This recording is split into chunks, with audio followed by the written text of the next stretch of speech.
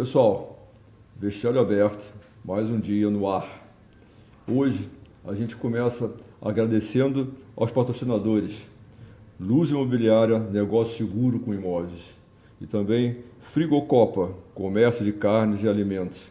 Também não podemos deixar de agradecer, ao Alberto, aqui do Povo, que nos cedeu aqui o estúdio e tenho certeza que vai continuar nos ajudando bastante. Hoje nós teremos aqui uma personalidade muito forte mesmo, muito forte. É meio maluco, na minha opinião, mas é uma coisa interessante. É o ultramaratonista Márcio Vilar. Ele tem coisas que vocês não vão acreditar, faz coisas que não vão acreditar. E gosta um pouquinho de humilhar a gente com as coisas que ele fala, com as coisas que ele faz, porque a gente se sente assim, bem fraquinho. Vocês vão ver. Estamos aqui, ó. Márcio Vilar. Prazer estar aqui. Tenho certeza que tem muita história legal. Fala um pouquinho.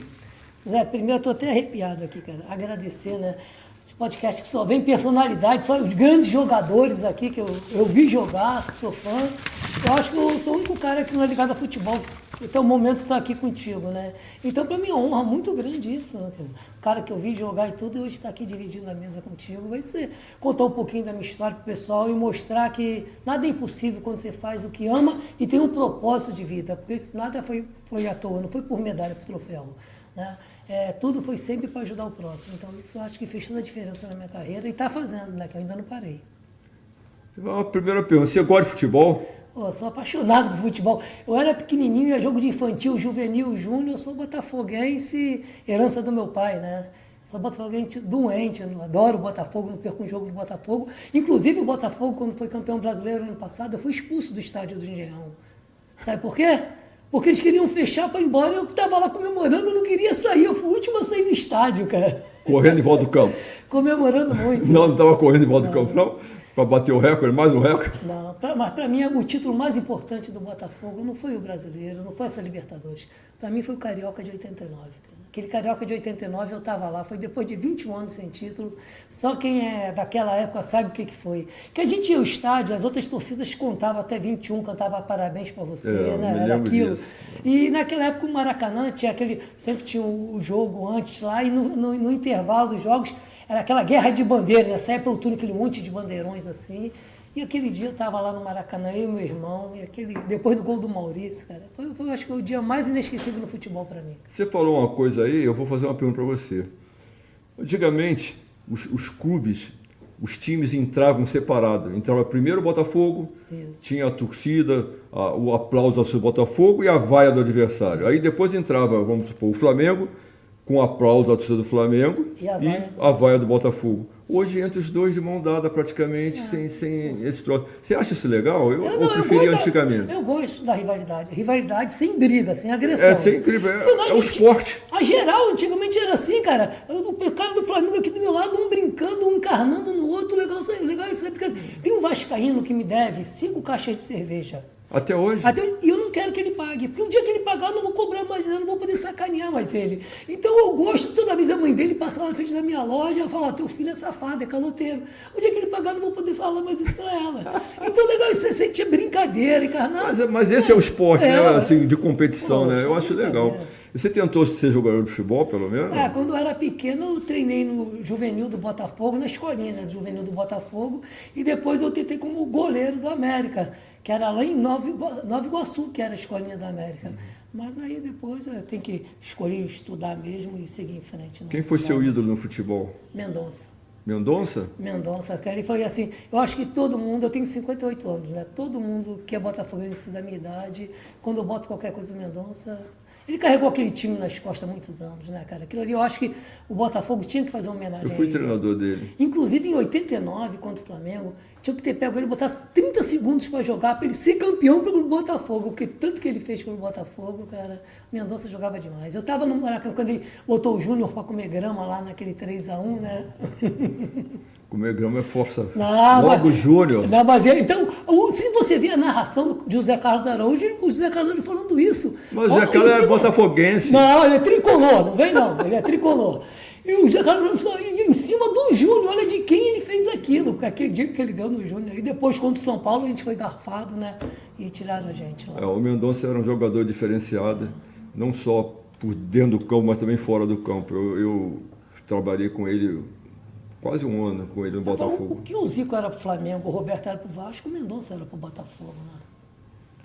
Como é que você entrou nesse negócio de correr, que eu chamo de corrida maluca, né? Porque a gente que jogou futebol, a gente não gostava de correr, a gente corria por obrigação, mas você é por satisfação. Mas tudo foi meio sem querer, né, Zé? Eu tinha uma mercearia. Então eu só comia besteira. Você chegava lá, pedia um hambúrguer, eu fazia um para mim e para você. Outra pessoa chegava lá, pedia um cachorro quente, fazia um para mim e um para ela. Final do dia, jogando porrinha, valendo cerveja. Tu vai engordando, vai perdendo noção das coisas. Para minha sorte, um dia eu fui pegar um ônibus e não alcancei o ônibus. Quando eu fui deitar para dormir, queimação no estômago, azia, tanto comer besteira. Quando eu fui no banheiro, eu me olhei no espelho e caiu a ficha, no que eu me transformei, né? Aí eu olhei, quando eu me olhei no espelho, eu falei assim, não, se eu não gostar de mim, ninguém vai gostar. Resolvi mudar. Fechei a boca e comecei a caminhar. Comecei a dar uma volta de 3 quilômetros, depois de 6. Perdi 28 quilos em 10 meses. Aí eu comecei a participar de corrida de rua. Meu irmão me inscreveu numa corrida lá, que cada um correu 4 quilômetros. Deus sabe como eu corri aqueles 4 quilômetros com 98 quilos. Aí gostei. E eu falo, meu primeiro pódio, eu agradeço ao Flamengo, até hoje. Porque eu sou botafoguense. Estou correndo uma prova de 10 quilômetros no aterro, me passa um cara com a camisa do Flamengo. Eu falei, perder para flamenguista, não. Aí eu passava ele me passava, eu passava, ele me passava. No final dei um tiro, ganhei dele. Quando estou indo embora, me anunciaram para subir no pódio que eu tinha ganho. Aí eu brinco que até na corrida o Flamengo é parte do meu Botafogo, né, rapaz? E aí depois eu fui para os 21 quilômetros, fiz uma maratona, que é o sonho que todo mundo era correr uma maratona. E um dia eu recebi um e-mail que ia ter uma corrida de 24 horas, uma pista de atletismo dessa de 400 metros, ficar 24 horas rodando ali, parece coisa de corno, né? Ficar rodando ali 24 horas. Aí eu fiquei pensando... Eu ficava tonto? Eu fiquei pensando, como é que pode um ser humano correr 24 horas, né? E todo dia eu li o mesmo e-mail. Falei, um dia eu vou fazer um negócio desse. E todo dia eu li o mesmo e-mail. Falei, um dia, porcaria, não vai ser agora. Eu fui lá, fiz minha inscrição. Aí os amigos tudo debochando, dizendo que ia correr 2 horas, ia dormir 22, que ia correr de fraldão geriátrico.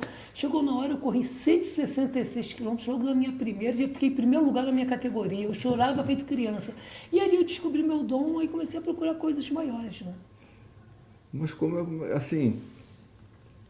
Eu fico até bem perdido dessas coisas que você fala, porque eu acho que tanta maluquice, né? Porque a gente que jogou futebol obrigava a gente a correr, a gente já reclamava pra caramba. Mas como é que você se adaptou a esse tipo de esporte, que é muito, muito sacrificante? Porque dói o corpo. Dói. Se jogar futebol já dói o corpo, tu imagina 120 quilômetros. Tem hora... Não, 120 não é nada. 120, não, hoje em dia... Você falou que ainda estou em 120. Não, 160 que foi. 160. 166 Já estou em quilômetros 160. e 800 metros. 166 quilômetros. Se 160 eu estou achando maluquice, tu imagina quando você chegar lá no auge. Ali eu descobri meu dom. Eu não sabia que eu conseguiria isso, mas eu tinha feito era uma maratona e Deus sabe como, aqueles 42. E quando eu cheguei para correr a prova, tinha um monte de atletas lá que já... Naquela época foi em 2006. Quer dizer, ninguém nem sabia o que era ultramaratona no Brasil. Hoje virou modinha, né? Hoje o cara faz 50 quilômetros em 3 dias, a primeira coisa é mudar o nome no Instagram, Joãozinho das Couves ultramaratonista. Mas naquela época não são pessoas, eram pessoas assim, poucas pessoas faziam, então era uma família. Um ajudando o outro, um dando força para o outro, que eu queria fazer, mas eu queria que você conseguisse também. Então eu te dava minha comida, você me dava a tua água, um ajudando. E quando eu cheguei lá para correr, eu conversando com um cara lá, falei, pô, mas como é que é isso aqui? Eu estou chegando do Rio de Janeiro aqui, nunca fiz isso, não conheço ninguém. Aí comecei a bater papo com ele, correndo do lado dele, me dando dica, e no final ainda ganhei dele. E subi no pódio. E aí eu descobri meu dom, aí comecei a fazer provas diferentes. Fui logo correr, depois fui correr na Floresta Amazônica. Você imagina, 7 dias dentro da Floresta Amazônica, correndo com atletas do mundo todo. No 5º dia, descolou a sola do meu pé, porque era umidade de 100%. Um calor infernal. Você fala em floresta, eu imagino a África, aquele descampado, plano. Floresta amazônica não. É mata fechada, subindo e descendo morro. E no final de descida, ou é pântano ou é rio. Então você corre encharcado o tempo todo, né, cara? Tinha estrada dentro é mata fechada, floresta primária. Mata fechada. Floresta primária. Vai desbravando. A organização da prova pagava os índios para amarrar a fita assim nas árvores da mata fechada, para você não se perder, seguir aquela fita. Se você não visse aquela fita, estava perdido, né? Aí eu fiz a Floresta Amazônica E aí depois eu corri a prova de montanha aqui no Brasil, que é Brasil 135, a Copa do Mundo de Ambientes Extremos. São provas de 217 quilômetros. É uma no Brasil de montanha, uma no deserto do Vale da Morte, nos Estados Unidos, e uma nos Estados Unidos na divisa com o Canadá, que é 40 negativos puxando o trenó. Eu fui o primeiro atleta do mundo todo, a conseguir completar as 3. Eu fui o primeiro do mundo a conseguir isso. Como? Paixão. Não tem explicação. Nunca tive um treinador, nunca tomei um suplemento, nunca tinha feito musculação, nada. Eu calçava o tênis, hoje eu vou subir para o Xande, estou correndo, hoje subi a Pedra Gávea. Eu treinava Rio, calor desgraçado, para correr a 40 negativos, não tem clima para isso, mas eu tinha que puxar o trenó na neve. O que eu fazia? Eu treinava na praia puxando o pneu, para simular o trenó. Aí os cachorros davam corrida na rua, puxando pneu, os cachorros atrás de mim. Eu subi o Cristo Redentor puxando pneu, a van parava com os gringos para tirar foto.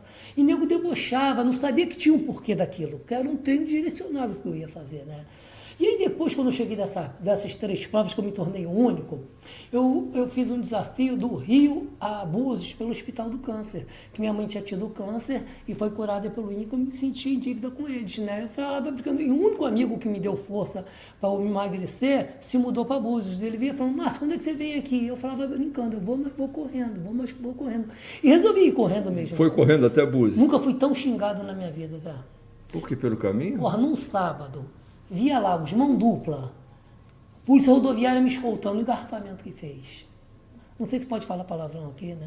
Pouquinho pode.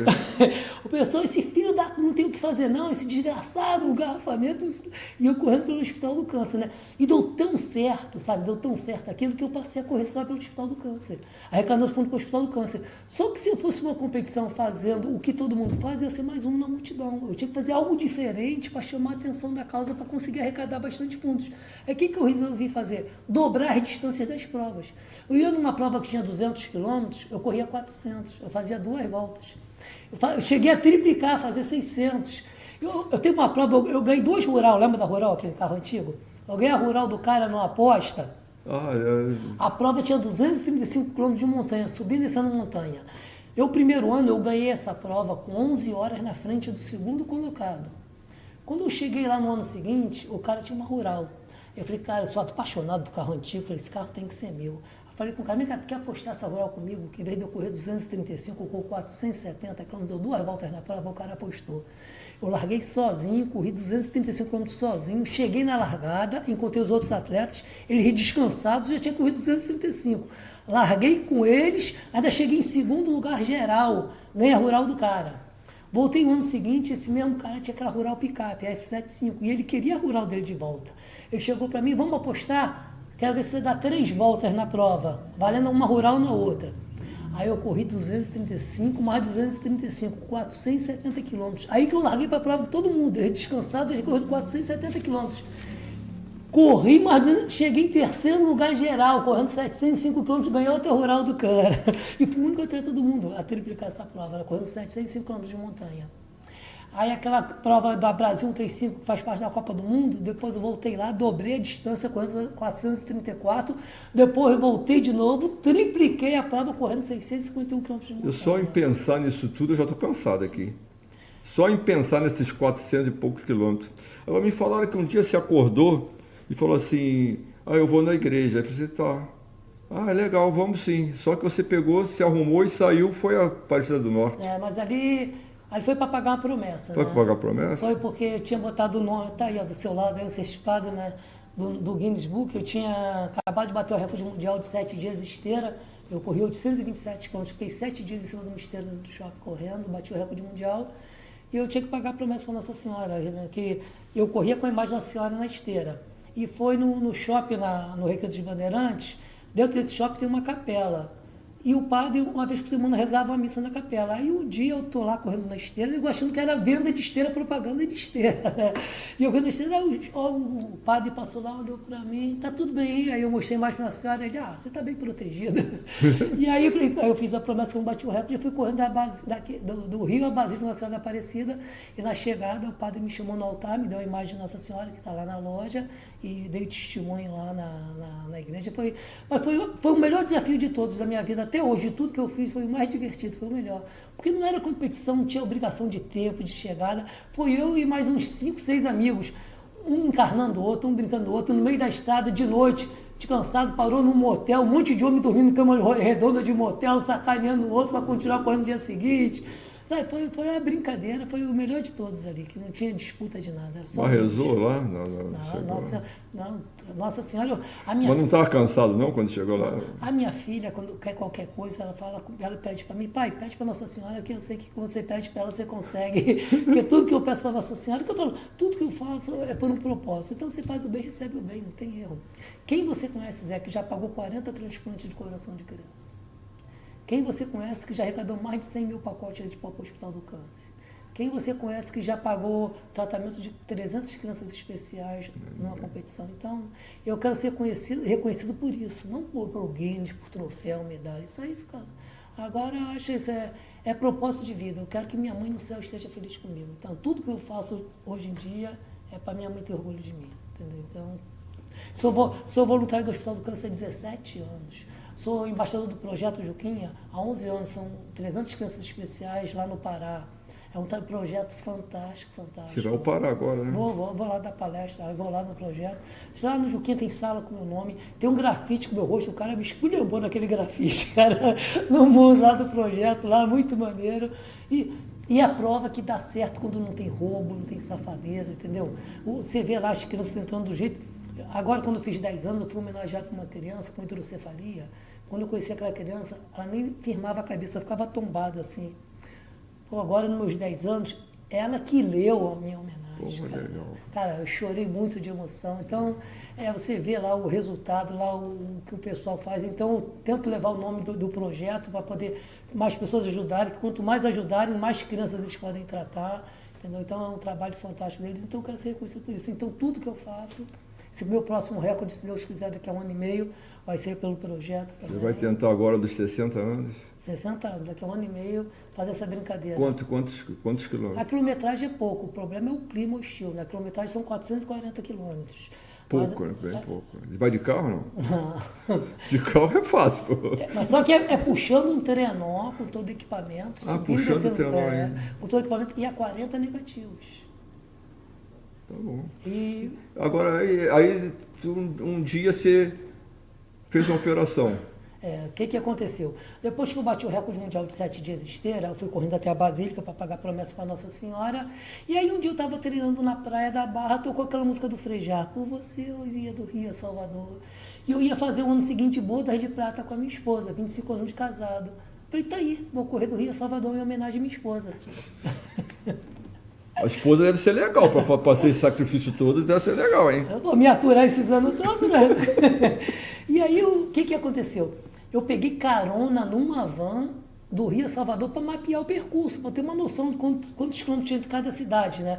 Aí eu fui mapeando o percurso todo, um grande amigo meu que era meu fã, me recebeu lá em Salvador, fiquei na casa dele e tudo.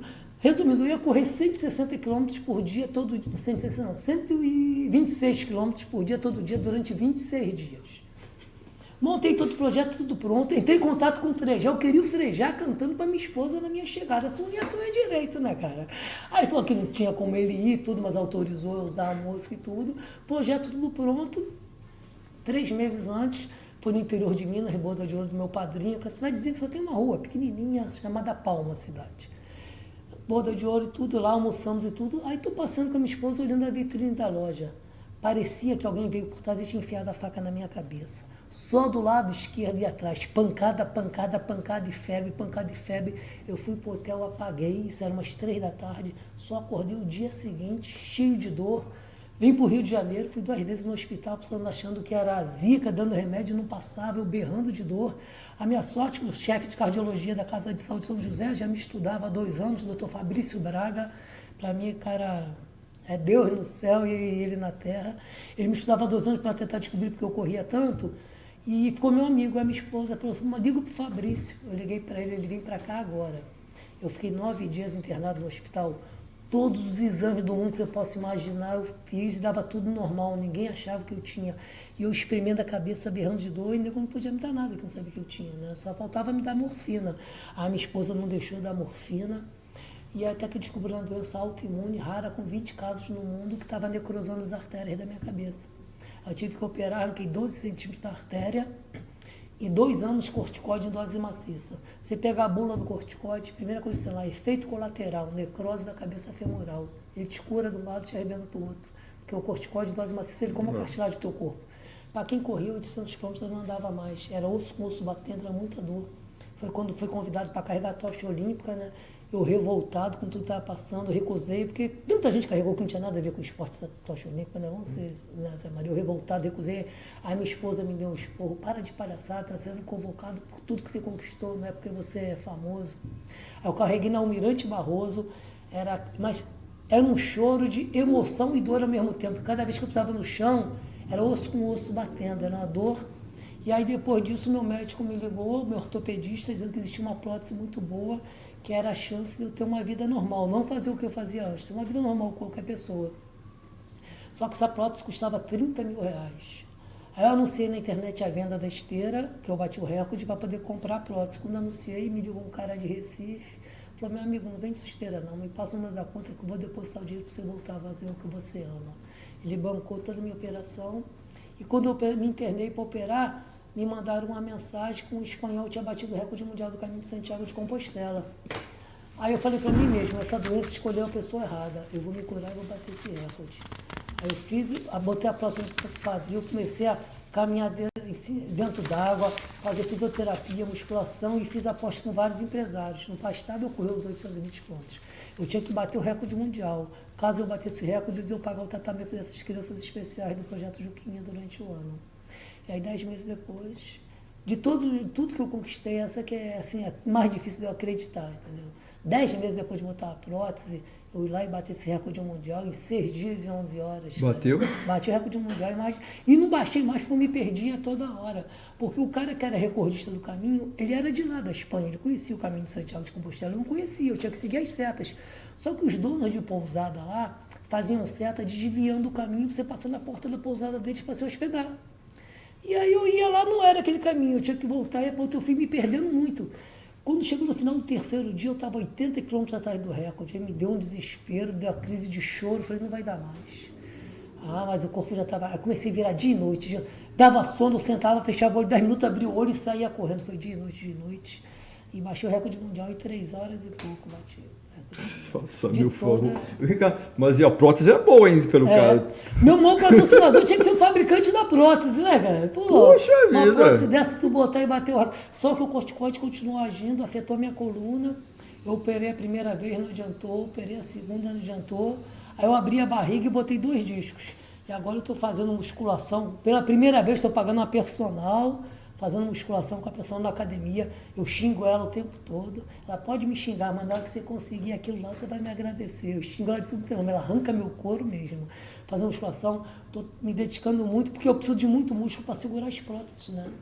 Para daqui a 1 ano e meio ela conquistar essa minha última que falta ainda. Que aí eu vou ser o único no mundo a dobrar todas as provas da Copa do Mundo. Porque eu dobrei e tripliquei as montanhas, o deserto do Vale da Morte que eu dobrei, para mim foi assim, a mais inesquecível também, porque toda a prova que eu dobrava, triplicava, eu deixava a prova oficial por último, porque eu já estava um pouco cansado, eu venho junto com os outros atletas, fica mais fácil, né, para completar. E essa, eu fiz primeiro a prova oficial, depois eu voltei sozinho. Por quê? Porque eu já tinha discutido com o diretor da prova, e a primeira vez que eu fui lá e completei a prova, ele não queria deixar eu largar. Porque todas as equipes de apoio lá, os atletas tinham 6, 8 pessoas na equipe de apoio, tinha médico, massagista, tinha tudo, e eu não tinha ninguém, tinha 2 pessoas. Uma dirigindo o carro e outra me dando água. Ele ficou rindo da minha cara, não queria deixar eu largar. Aí depois de muita briga, confusão, ele acabou deixando, e no final, quando eu conquistei o troféu, a fivela, eu fui lá, botei o dedo na cara dele e falei para ele nunca mais duvidar de brasileiro nenhum, né? Que se duvidar é que a gente vai para dentro mesmo. E aí quando eu voltei lá para dobrar a distância, eu falei assim, pô, esse cara vai me sacanear. Se eu fizer primeiro a não oficial, na hora da prova oficial ele não vai deixar eu largar. Então eu vou fazer primeiro a prova oficial, porque aí depois o deserto está ali, ele não pode me proibir de passar. E foi o que me marcou, foi isso, eu fiz a prova com todo mundo. Aí na minha volta, todos os atletas que terminaram a prova eram obrigados a passar por mim, que só existia aquele caminho no deserto. e todos os carros dos atletas paravam e doavam o que tinha sobrado de comida e bebida para o meu carro de apoio. E o primeiro falou uma frase que eu nunca vou esquecer. Ele falou para mim: você está provando para o resto do mundo que impossível não existe. No final veio o cara com a perna mecânica, ele falou até em português que ele era estudioso das línguas latinas, nunca vou esquecer isso. Ele pedindo, por favor, ele veio com uma lata de refrigerante e um pedaço de bolo na mão, pedindo, por favor, para eu comer e beber aquilo, para ele contar para todo mundo que ele me ajudou a conquistar o que eu estava conquistando, né? O reconhecimento lá fora que aqui no Brasil não dá. Eu achava que o futebol tinha me mostrado que a lei do menor esforço não existia. Mas estava enganado. Que você mostrou que a lei do menor esforço não existe e muitas outras coisas também não existem que a gente fala aqui, que a gente corre quando escuta certas coisas, a gente fica apreensivo e tal, e você está provando que não é bem assim. Você teve outra operação e você de novo... Tive mais 3 operações. Mais 3 operações, conta. Porque qual foi a pior? Não, sabe qual é a minha diferença para os outros atletas? Pode ter 1 milhão de atletas melhores do que eu, mas ninguém tem a minha paixão. E a minha diferença é o seguinte: as pessoas querem cruzar a linha de chegada para comemorar, para postar, conseguir. Eu fico triste quando cruzo a linha de chegada, porque eu queria mais e não tenho. Eu curto o processo. Eu amo tanto fazer isso. Quando eu estou ali, eu sou a pessoa mais feliz do mundo. E quanto para as pessoas é sacrifício. Eu lembro quando eu estava triplicando uma prova, na prova oficial, quando eu estava na terceira volta, eu estou passando um colega meu, o cara para mim, Márcio, tu tá de sacanagem, porra, tu tá triplicando a prova e ainda tá me passando. Aí eu rio, mas não é esforço nenhum, sabe? Porque é paixão, é amor. Quando você está ali fazendo o que você ama, nada é impossível. Só que as pessoas não têm paixão, elas querem fazer as coisas para ganhar curtida na internet. E eu não, quando eu estou ali, eu curto aquele momento, eu saboreio cada quilômetro de suor. Quando eu fico, às vezes, machucado sem treinar, quando eu volto a treinar, eu sinto o sabor do meu suor. Minha esposa faz cara de nojo quando eu falo isso. Fala, não tem coisa mais gostosa que eu voltar a sentir o sabor do meu suor. É sinal que eu estou dando meu sangue para conquistar alguma coisa. Como é que a sua família sente essa motivação toda, você para correr? Como é que ela assimila? Como é que ela... Porque você deixa de fazer muita coisa em casa, obviamente. Não, teve 2 estágios, vamos lá. No início, eles odiavam. No início, quando eu comecei a emagrecer, minha esposa gostava antes das ultramaratonas, porque eu saí do sedentarismo do gordo para poder ter saúde. Eu gostava. Quando eu comecei a competir... Você já pesou 98 98 quilos. Eu tinha Mercedes. Com 35 anos. Eu comecei com 35 anos. Eu comecei já velho. 35 anos? Com 35 anos eu comecei. E aí, quando eu comecei a competir para valer, que aí vieram os problemas, porque eu tirava as férias para competir, não tirava as férias com a família. Então, a minha esposa sempre passeava sozinha com a minha filha, então ela passou a ter raiva por causa disso. A primeira vez que a minha esposa me acompanhou na ultramaratona foi no recorde mundial de 7 dias em esteira. E eu nunca vou esquecer a cara dela quando a gente chegou em casa. Que quando a gente chegou em casa, depois de 7 dias, eu cheguei em casa, ela olhou para a minha cara: como é que você consegue, hein? Eu nunca vou esquecer o rosto dela perguntando: como é que você consegue, hein? Eu falei assim: não sei. Quando eu estou ali, eu sou a pessoa mais feliz do mundo. É a coisa que eu mais amo. Ela falou: não é você que está ali. Quando você começa, é outra pessoa, não é mais você ali. Então, é paixão. E o recorde da esteira foi legal, porque eu botei 2 esteiras do meu lado, e para correr do meu lado, cada 10 minutos tinha que dar uma lata de leite pó para o Hospital do Câncer. Arrecadou cerca de 10 mil pacotes de leite pó, só nessa brincadeira, entendeu? Foi muito bacana isso. Então, quando você tem um propósito, você não, por uma medalha, não deu, na próxima eu estou tentando a medalha.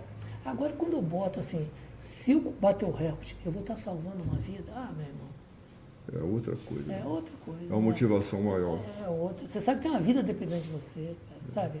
Esse negócio das operações de coração lá no Pró Criança Cardíaca da Rosa Célia, cara, é fantástico. 40 operações ali que eu paguei. Aquilo ali para mim não... Por isso que eu falo que eu sou nada comigo. Eu sou na Amazônia. Quando eu fui o único no mundo a correr 509 km dentro da floresta amazônica, quando eu dobrei a distância, como surgiu esse negócio da dobra da distância da floresta amazônica? Eu estava dobrando todas as distâncias do mundo. Isso é uma reportagem na CNN dizendo que a Jungle Marathon era a ultra mais difícil do mundo. E essa prova era uma prova organizada por uma inglesa dentro da nossa floresta amazônica, e ela trazia aviões fretados de atletas de toda a Europa para competir lá. E ela odiava brasileiras. Chegou a ter um ano proibir brasileiro de correr a prova. Ela só queria os gringos que pagavam em euro na inscrição. E como eu estava dobrando tudo, ela me convidou para dobrar a distância, mas fazendo de tudo para eu não conseguir. Para ela falar, tá vendo como a minha é mais difícil? Ele dobra todos, a minha não conseguiu. Então, combinado, para eu poder não correr risco, assim, de vida de qualquer jeito, tá correndo, mas correr o mínimo, era eu nunca estar sozinho na floresta, na minha dobra. Eu ia correr 7 dias sozinho na floresta, depois dos 7 dias da competição com todo mundo, mas esses 7 dias ia ter sempre um atleta do meu lado para não estar sozinho na floresta. O combinado era esse. No primeiro dia, só um atleta se ofereceu, mais ninguém, que era de Santarém mesmo, do local. Primeiro dia ele correu do meu lado. No primeiro dia o atleta correu do meu lado. No segundo dia, ela foi, só permitiu ele correr na parte de mata muito fechada. No terceiro dia ela tirou ele e me largou sozinho na floresta. Porque ela ficava com raiva, porque todo final de noite, às 4 horas escurece, a onça sai para caçar. E eu tinha que sempre, na hora que escurecesse, eu tinha que estar dentro de uma comunidade indígena para não dormir sozinho dentro da mata. E quando ela chegava na comunidade indígena para ver se eu tinha conseguido ou não, eu estava jogando bola com os índios. Em vez de eu estar todo ferrado, costurando o pé, eu corria o dia todo e depois ia jogar bola com os índios. Aí ela ficava revoltada com isso, né?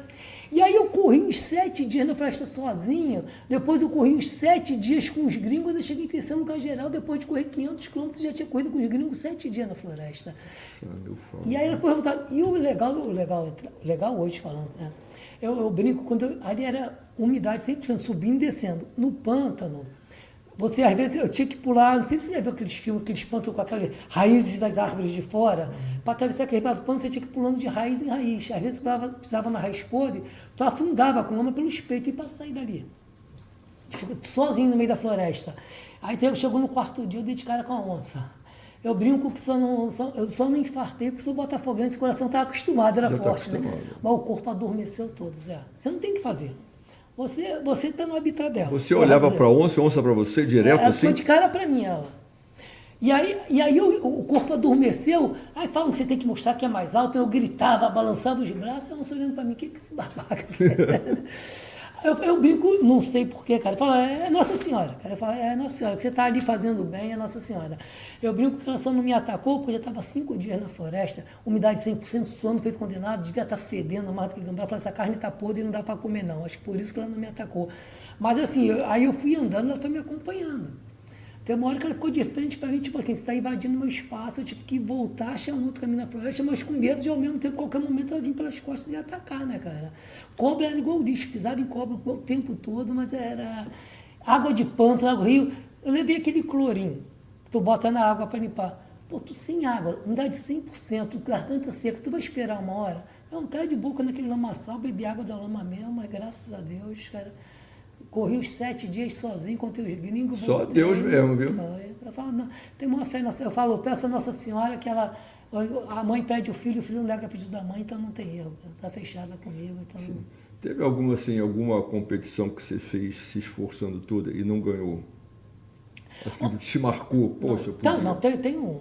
Sempre tem aquela engasgada, nem tem. É essa que eu vou fazer agora com 60 anos. Todas as provas eu dobrei e tripliquei de primeira. Essa da neve, já tentei dobrar umas 4 vezes e não consegui.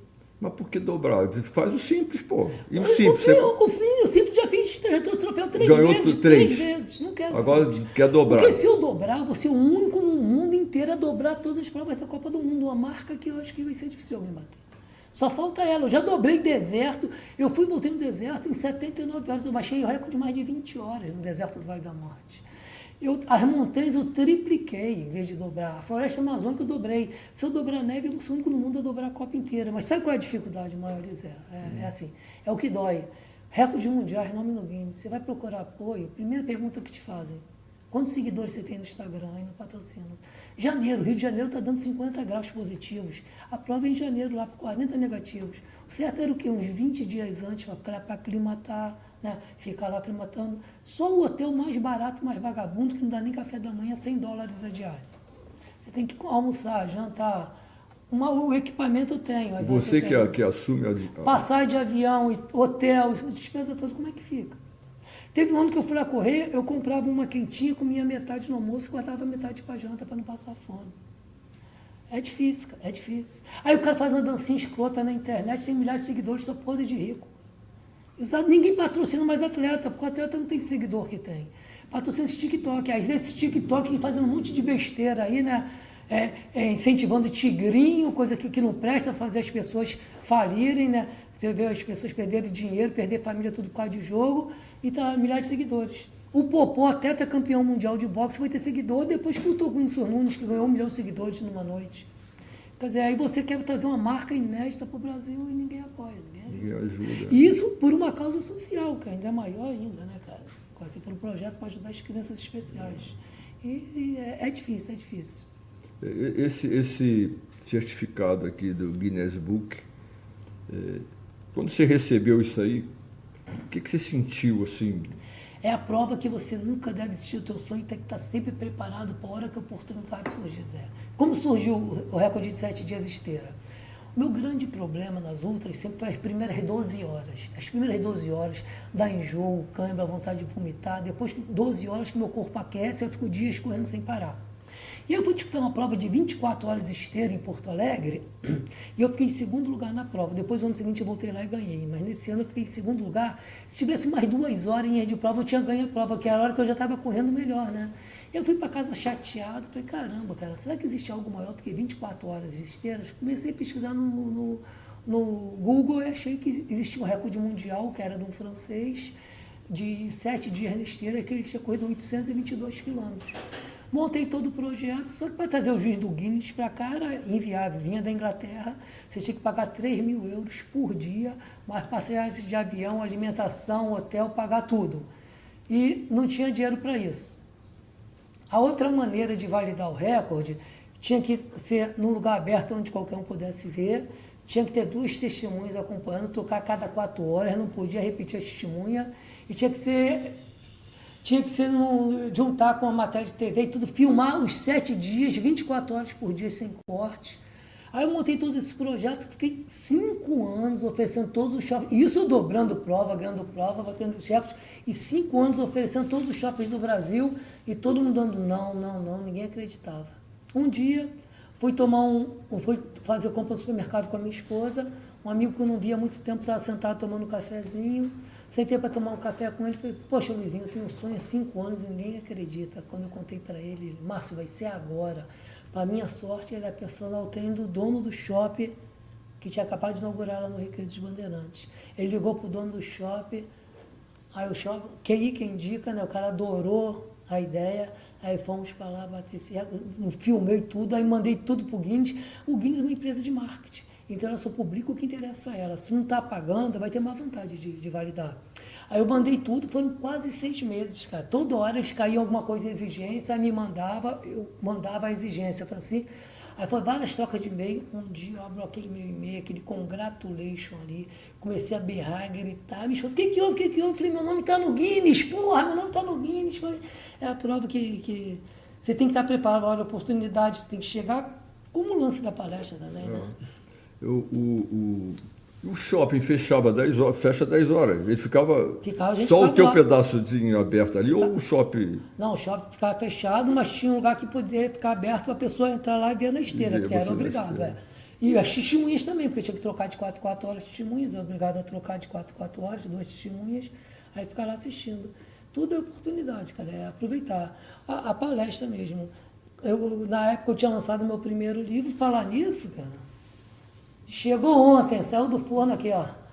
Presente aqui, ó, do Zé Mário. Trilogia aqui, esse livro aqui são 3 livros em um. Muito obrigado. A primeira parte eu conto como saí de 98 cruz até me tornar o primeiro atleta do mundo a completar a Copa do Mundo de Ambientes Extremos.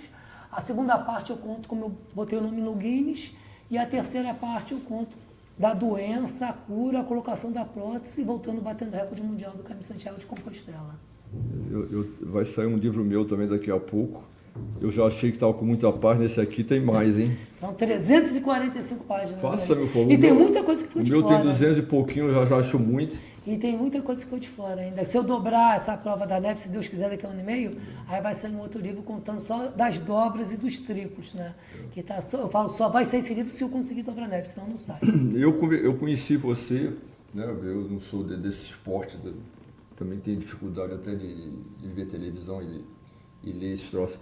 Mas no G10 lá do professor Marcos, quando você apareceu a primeira vez. Aí depois me pediram para levar o Parreira lá. né?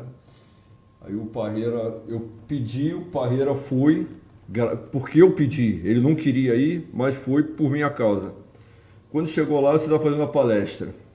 E aí, o que aconteceu? O Parreira me fez chorar no palco.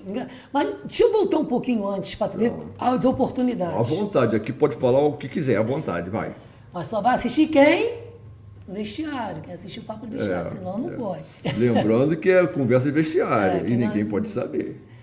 E aí, o que aconteceu? Quando eu tinha lançado o meu primeiro livro, há um tempo atrás, eu era analista de sistema, a empresa estava quebrando, e eu já tinha lançado o primeiro livro, o livro estava vendendo bem, e eu comecei a pegar roupas de corrida e levar para a praia para vender. Eu botei as roupas tudo no banco da praia, assim, e o livro. Aí veio um cara grandão se arrastando, pô, pode puxar aqui um pouquinho pro lado para eu sentar, que eu estou cansado? Eu falei, claro, ele sentou lá. Falei do meu livro, ele, cara, nem trouxe dinheiro que eu estou caminhando. Não, pode levar o livro. A semana seguinte, o cara chegou para mim, vem cá, você dá palestra? Eu falei assim, nunca tinha dado uma palestra na vida, cara. Montei aquela palestra, Costa do Sauípe. Quem deu a palestra de abertura? Carlos Alberto Parreira. E eu dei de encerramento. Naquele dia eu autografei 200 livros. Aí, 8 anos depois... Ele não viu você dar palestra? Não me viu. Ele deu a palestra dele e foi embora. Ele nem me viu lá. E eu vi, né? Mas ele nem sabia quem eu era, né? Quem sou eu perto de Carlos Alberto Parreira? Aí, 8 anos depois, eu pego um avião para dar palestra lá em Porto Alegre, nesse shopping que eu fiz as 24 horas esteira. Aí eu comprei a janela, o cara tá no corredor pedindo licença, o cara levantou comigo e falou assim, não ferra, pô, tu podia ir a pé, não precisava pegar avião. Aí eu ri, falei, bem, me conhece. Eu botei no papo, fechei a palestra com ele ali. Ele era da mesma empresa daquela minha primeira palestra 8 anos atrás. Aí eu acabei de dar a palestra, quem me entra? O cara grandão de 8 anos atrás pegou o microfone. Pessoal, mas sabe quem é esse cara aí? Falei, sei, é meu amigo da praia. Não, ele é o presidente da GSK do Brasil. Ele é o presidente para vocês. Para mim, ele é meu amigo da praia. Ele falou assim, pô, Márcio, lembra 8 anos atrás? Eu perguntei se você dava palestra, você falou que dava, você cobrou um valor irrisório, você só queria um dinheirinho para poder completar a inscrição da tua próxima corrida. Aí ele falou assim, eu só quero que você saiba o seguinte, até hoje, qualquer coisa que eu penso em desistir na minha vida, eu penso em você, não desiste de nada, me deu um abraço chorando. E aí, fazendo 10 anos de palestrante, o GDR me chama para fazer homenagem. Quando eu chego lá, Carlos Alberto Parreira, Ana Botafogo, Dedé Santana, Marcos Frota, Michael Sullivan e eu, não Zé Ninguém. Falei, cara, você vai me chamar? Não é Zé Ninguém. Não, quem é do esporte, quem não é da corrida não me conhece, Zé. Aí eu falei assim, eles são famosos, da televisão, todo mundo conhece eles. Falei, cara, você vai me chamar, vai me homenagear, eu vou descer, acabou. Deixa eu falar 10 minutinhos. Como eu sou palestrante do TED, né? TED é a maior plataforma de palestrante do mundo. Então, eu falei assim, deixa eu dar uma mini palestra ali, para pelo menos o pessoal saber quem eu sou. Aí, no final da minha palestra, o Parreira me fez chorar no palco. Ele pegou o microfone e falou, 46 anos de carreira, treinei seleção, olímpica, Copa do Mundo, e devo já atleta do mundo todo, não conheço nenhuma história igual o Márcio, parabéns pela tua história. Aí eu comecei a chorar de emoção, né, cara? Ouvi aquilo do Carlos Alberto Parreira, a Ana Botafogo, né, nossa primeira bailarina do Teatro Municipal, falando. Eu pensava que eu era dedicada, mas depois de hoje eu estou até envergonhada.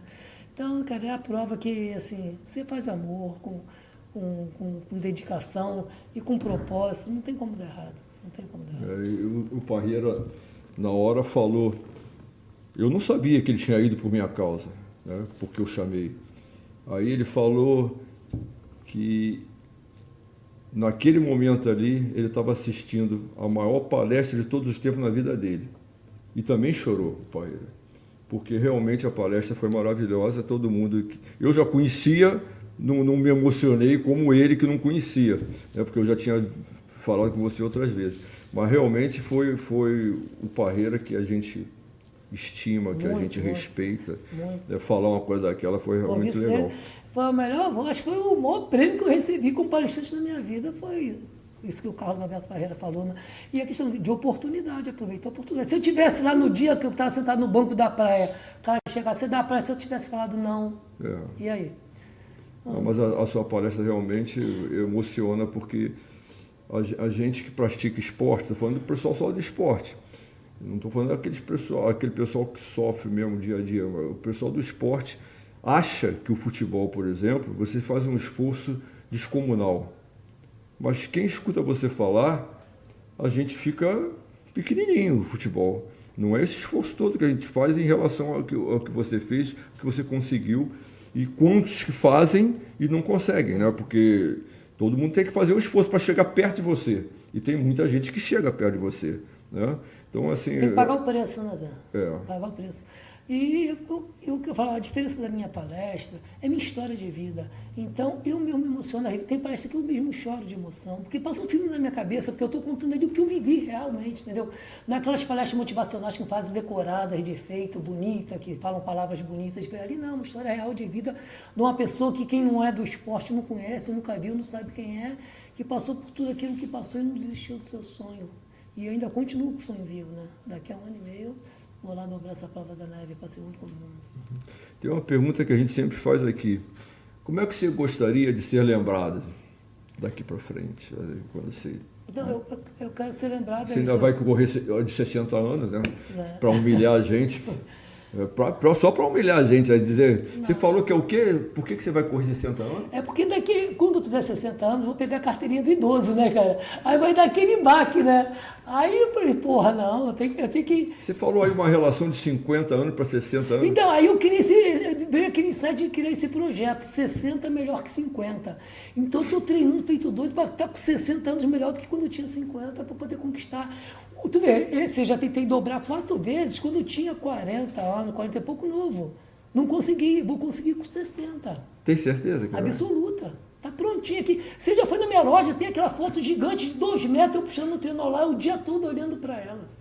A gente pronta aqui, estando pronto aqui, a mente está pronta, o corpo. Mas tem que botar assim na loja também, então vou botar umas coisas na loja lá para eu ficar olhando o tempo todo. Tem olhadinho, mas aquele negócio, você tem que mentalizar aquilo. No meu treino, Zé, às vezes assim, parece que eu não estou mais ali. Eu tenho o tempo todo me imaginando, cruzando a linha de chegada e comemorando. Às vezes eu me pego sorrindo no treino como se estivesse acontecendo. O recorde mundial de 7 dias de esteira, eu tive certeza que eu ia bater 10 dias antes. Fui dar uma palestra em Atibaia, era um hotel fazenda, cheguei cedo, aí eu fiquei treinando, correndo em volta do campo, me imaginando, descendo da esteira, abraçando todo mundo, comemorando. De repente eu comecei a chorar no treino de alegria. Eu parei e falei, acabou, é meu, tá pronto. Quando chega a você treinar a tua mente, cara, pode acontecer o que acontecer, que tua mente não deixa você parar. E é isso que eu falo nos treinos, eu fico correndo, me imaginando, cruzando a linha de chegada e comemorando. É como eu entrasse em estado de alfa, como a mente despedisse do corpo. O corpo está ali, mas a mente está longe, eu estou ali, já estou lá na linha de chegada. Chego no dia da prova, enquanto não faz aquilo, a mente não deixa o corpo parar. Ainda mais quando é por uma causa social, cara. Ainda tem isso aí que fortalece muito, né? Muito, Quem gosta de ajudar os outros se fortalece nisso aí. Eu tenho certeza disso aí. É muito bom. Se as pessoas soubessem como é bom fazer o bem, esse mundo seria muito melhor. Porque você não está fazendo bem, você está recebendo bem, faz bem para a alma. Quando eu tenho um asilo lá, que eu já há 12 anos ajudando no asilo, quando eu cheguei lá, os velhinhos estavam comendo água com farinha que não tinha que comer. Aí eu falei para a mulher, eu não sou o cara não, mas eu sou amigo dos caras, eles nunca mais vão passar fome. Foram 12 anos, eu parei de ajudar agora porque o Lar Fabiano de Cristo encampou, não está precisando mais, mas foram 12 anos. Toda a alimentação, material de limpeza, tudo, a reforma de banheiro, tudo eu que consegui, cara. Foi engraçado o seguinte, tem muita gente que às vezes quer ajudar, não sabe como, porque tem tanta safadeza, né? Um dia eu tô dormindo, me ligou Polícia Federal, de madrugada. Polícia Federal te ligando de madrugada, hoje em dia a pessoa fica com medo, né? Tu já bota a mão assim, né? O cara da Polícia Federal me ligou, Márcio, os velhinhos do asilo comem carne moída de frango, eu nem sabia que existia carne moída de frango. Eles aprenderam uma carreta na Dutra, a metade era cocaína e maconha, a outra metade era carne moída de frango para esconder. Aí eu liguei, fui lá para a Dutra, enchi o carro com a carne moída de frango para levar para os velhinhos do asilo lá. Aí a pessoa falou que estava misturado. Você foi correndo ou foi de carro? Não, foi de carro. Como é que ia carregar um monte de saca lá? Tá bom. Os velhinhos passaram um mês comendo carne moída de frango, o pessoal falou que a cocaína estava misturada na carne moída, que os velhinhos ficaram todos doidão, mas não estava não. Inclusive, esse policial depois ficou meu amigo e quase deu separação dele por causa do asilo. Essa história é muito engraçada. Ele me ligou, Márcio, o que os velhinhos, depois ele ficou meu amigo, o que os velhinhos estão precisando lá? Precisa reformar o banheiro, cara. Aí eu pensei, eu preciso comprar tantas privadas, tanto de piso, tanto de azulejo. Aí ele foi lá, numa dessas famosas de material de construção, comprou o material, pagou parcelado e mandou entregar lá no asilo. Agora, o ano passado, ele foi reformar o apartamento dele. Quando ele foi com a esposa dele comprar os negócios, comprou tudo, mandou. Aí a mulher que estava lá no cadastro, vem cá, quer que entregue no mesmo endereço que está aqui? Aí a mulher dele, que endereço que está aí? Aí deu o endereço que era do asilo. Aí a mulher dele achando que ele estava comprou material para amante, né? Estava reformando a casa da amante. Aí a vendedora regalou o olho e já viu assim, ó, tem problema aqui. Aí ele fez o levantamento e foi ver e descobriu, falou assim, que era do asilo. Falou, você me ajudou a pagar, foi aquele material de construção que a gente comprou para reformar o asilo. Mas até ver que era o asilo, a mulher falou assim, quase dá problema ali também. E é muito legal. E hoje em dia as pessoas, quando querem, morre alguém na família, tem as roupas que era da pessoa, me ligam, Márcio, eu sempre tenho alguém para direcionar. Sempre tem alguém para direcionar. Isso é legal pra caramba. Teve uma senhora lá perto de onde tem a loja, ela comprou uma plataforma daquela de vibratória para fazer, só que ela estava com labirintite e não podia usar mais.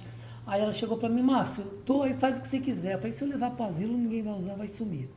O usado era 18 mil reais. Eu falei assim, uma coisa, botei na frente da loja, rifa, cada número 2 pacotes de leite em pó. Toma um dia, não, compra o leite pó e traz. Aí foi dando aqueles bolos de leite pó e eu ia tirando foto e ia mandando para ela, né? Eu arrecadei 1.300 pacotes de leite pó ali. Cara, isso é muito legal, muito legal. Eu fico vibrando, às vezes que eu quero fechar a meta redonda, eu fico pedindo. E eu tenho 3 amigos que têm grana, eles ficam guardados stand-by. Eu peço a todo mundo. Quando eu não consigo, aí eu recorro a eles, né? Que aí eles já dão a facada grande para ajudar a levar alguma coisa para alguém. Outro dia eu estava na loja, entrou um amigo meu, eu falei, se ferrou, o que foi? Estou precisando de uma cadeira higiênica aqui. Racha meio comigo, eu pago metade, tu paga metade. Ele tá legal. Aí já comprou uma cadeira, mandou entregar. Cara, e é tão bom fazer o bem, é muito legal isso. Qual o legado que você pensa em deixar para o futuro? O que eu quero, a minha preocupação é que eu planto essa semente há anos, já tem alguns atletas fazendo isso. É você fazer não precisa ser atleta, não. Você, por exemplo, no condomínio que você mora, quantas casas tem?